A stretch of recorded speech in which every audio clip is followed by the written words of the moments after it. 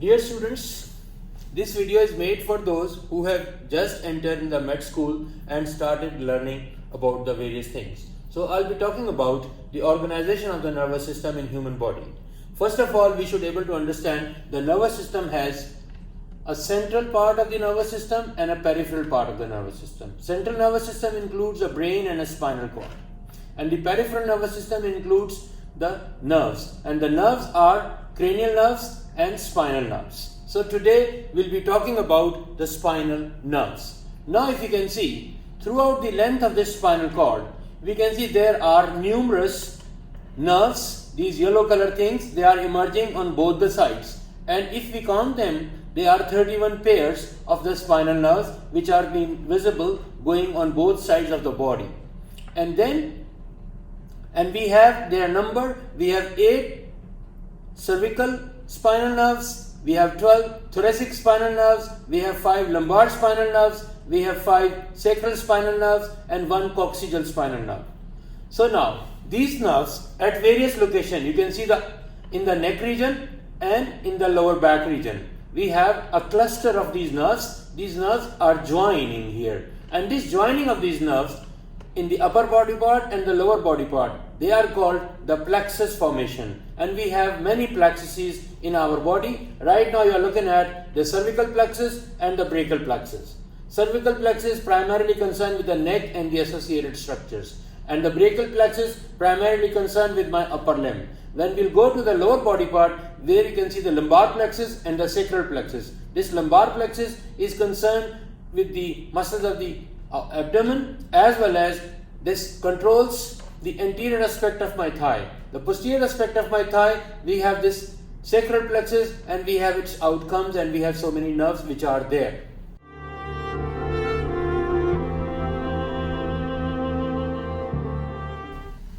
So we need to understand brachial plexus. But before that, we need to identify some of the very obvious structures which are visible in my upper limb. We are looking at the bone which is present in my arm, that is humerus, and this is towards my thumb is the radius, and towards my little finger, the pinky, that is ulna. And then you can see the bones which are present in my hand. Now we can see that C5, 6, 7, 8 and T1. What are these names? These names are referring to the numbers of the spinal nerve.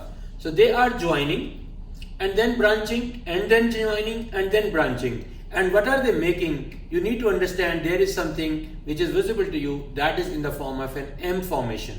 And from there we have these cords. You'll be learning details about these cords and this branching pattern in MSK block, but just a quick overlook. So we can see there are branches which are ultimately arising from this plexus. And what plexus was this? This was the brachial plexus. So you can see one nerve which is going behind the neck of my humerus bone, and it's coming in front. That is my axillary nerve. Okay, so after that you can see there is another nerve which is crossing obliquely. So this nerve is called as the musculocutaneous nerve, and it controls the muscles who are present in the anterior compartment of my arm region. And then you can see there is another nerve which is not visible. Actually it is running behind this shaft of the humerus, and it is visible at the lower part. It contributes in supplying the muscles who are present in the posterior aspect of my arm. Then you can see in the middle there is one nerve which is going straight down, crossing this elbow joint.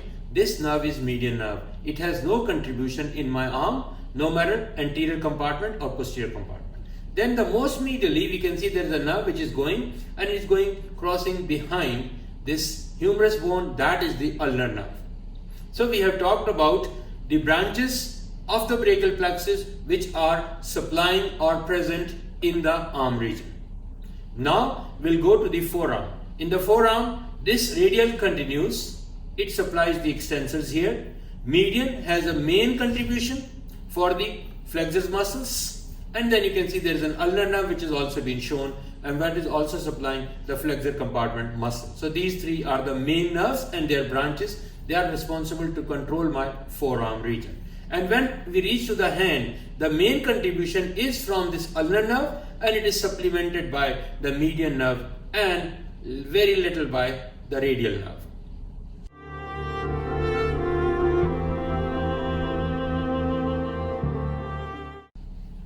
let's talk about the lumbar and the sacral plexus.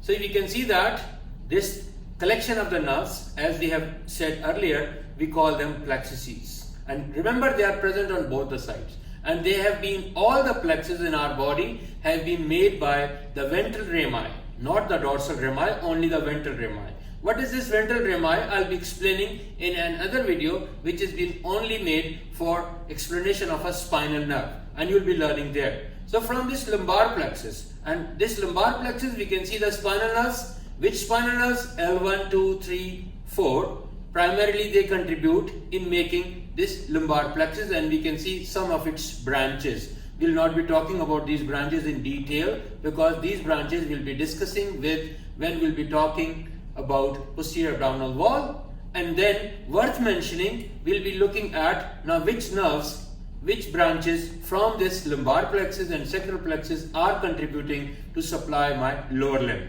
So now if you can focus, you can see that I have this nerve which is very obvious. This is my femoral nerve, and L2, 3 and 4 are the places or the spinal nerves who contribute in making this nerve. And you can see that it's coming down all the way, and this femoral nerve primarily it controls the muscles, the group of muscles who are present in the anterior thigh. This is their major supply. And then you can see there is another nerve which has been shown up at the side, that is coming down as well. This is my obturator nerve, and it is also coming from L2, 3 and 4. And this pattern is, both of them are coming from L2, 3 and 4, but they have some little difference in their organization. We'll be talking later. So this obturator nerve is also coming down to my thigh, and it is controlling the medial compartment muscles of my thigh. They are primarily the adductor muscles. Then you can see that this is my sacral plexus, and this sacral plexus, what it gives, you can see that the sacral plexus, its branches, they are going behind. So this side is showing better. So we can see that from this sacral plexus, a major nerve which is coming down all the way. This is my sciatic nerve, and sciatic nerve is the main nerve which controls the muscles who are present in my thigh. What are those muscles? We call them hamstrings. I'm sure you will be familiar with this term, hamstring. And then this nerve, it goes down, it supplies in the leg, all the muscles in the leg, and in the foot region. They are primarily supplied by the sciatic nerve. Femoral nerve and obturator nerve, they are more concerned with the anterior and medial compartment of the thigh.